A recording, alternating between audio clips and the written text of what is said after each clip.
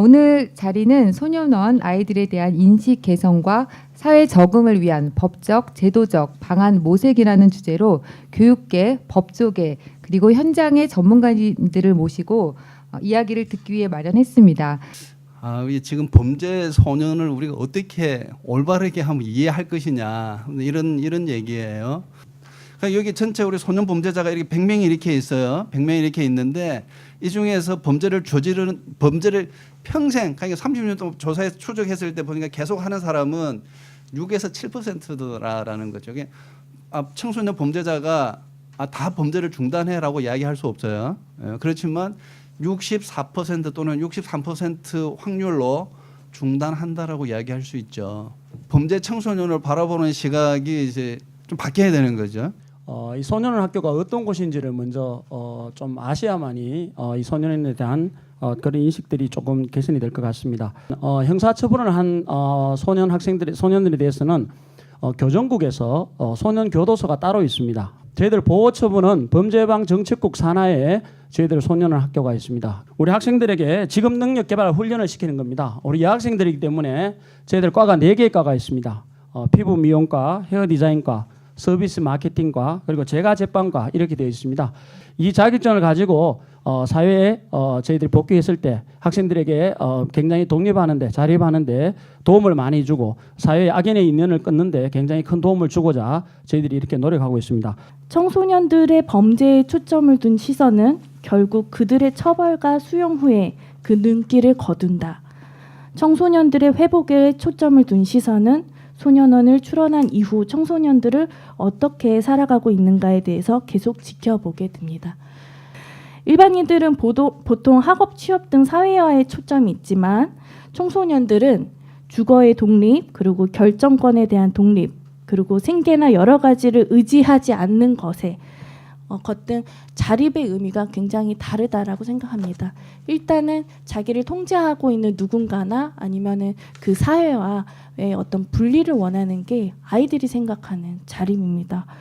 그래서 정직한 나로서기를 선택한 소년원 출원생에 대해서는 학업, 취업 등 성과 중심의 자립을 우선하는 것이 아니라 스스로 정직한 삶을 지속할 수 있게 동기부여와 어떠한 삶으로 살아갈 것인가에 대한 고민을 계속하게 하는 것을 통해 사회에 통합하고자 하는 그런 의지를 만들어주는 것이 가장 중요하다라고 생각합니다. 끝내 같이 살아가는 것을 선택할 수 있을 때까지 신뢰하고 인내하고 기다려주는 것들이 가장 우선시 되어야 되는 것이 아닌가 그런 생각이 듭니다. 학교 안의 청소년과 학교 밖의 청소년들이 비행을 저질러서 소년원에 가고 소년원은 학교에 갑니다. 그럼 전부 우리 얘들이에요. 그래서 학교 밖의 청소년이 약 6, 7만 명입니다. 1년에. 그래서 결국은 학교 밖의 청소년이 35만 명이 있습니다. 이게 더 중요합니다. 사실은. 학교에 있는 학생들은 나름대로의 선생님들한테 지도도 받고 그다음에 교육 활동을 하기 때문에 비행하는 청소년들이 학생들이 좀 적겠지만 학교 밖의 청소년들이 주로 많다는 사실입니다. 그다음에 학교 안에 있는 학생들이 어떤 범죄를 저질렀을 때 보면 꼭 학교 밖의 청소년하고 연결되어 있습니다. 그럼 학교도 중요하지만 학교 밖의 청소년들을 더 지도를 해야 학교 폭력이 줄어들 것이다. 그럼 그동안에 인성교육을 안 했냐? 했습니다. 수없이 인성교육을 모든 교과, 가정에서, 학교에서, 사회에서 다 해왔습니다. 그럼에도 불구하고 인성교육이 잘 안 된다고 지탄을 받습니다. 법을 만든다고 하면 보통 법을 만들거나 개정한다고 했을 경우에는 필요성이 대두가 되고 그에 관한 여론이 조성이 되고 여론조사를 하고 관련돼서 뭐 공청회를 하고 연구조사를 하고 이런 과정들을 통해서 법이 만들어지죠. 개정이 되거나. 그런데 이제 소녀법 같은 경우의 특징은 뭐냐면 여론이 등장을 하자마자 개정안들이 막 나와버립니다. 저는 확신할 수 있습니다. 개정 가능성이 전혀 없다라는 것을.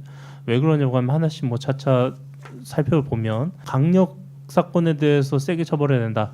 현재도 지금 특강법상으로는 20년까지 처벌이 가능합니다. 생각을 해보면 예컨대 뭐 18살짜리가 사고 쳤다고 하면 45대에서 나오는 거예요.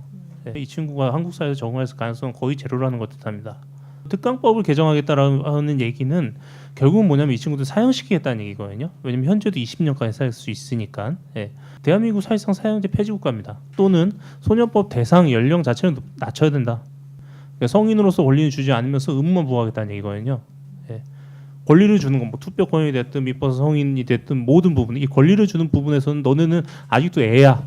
너네는 성인이 아니야. 우리랑 똑같으려고 하지 마라고 얘기하면서 처벌하는 것에 있어서만 야 니들은 니들 사고 치는 거 보니까 애가 아니야.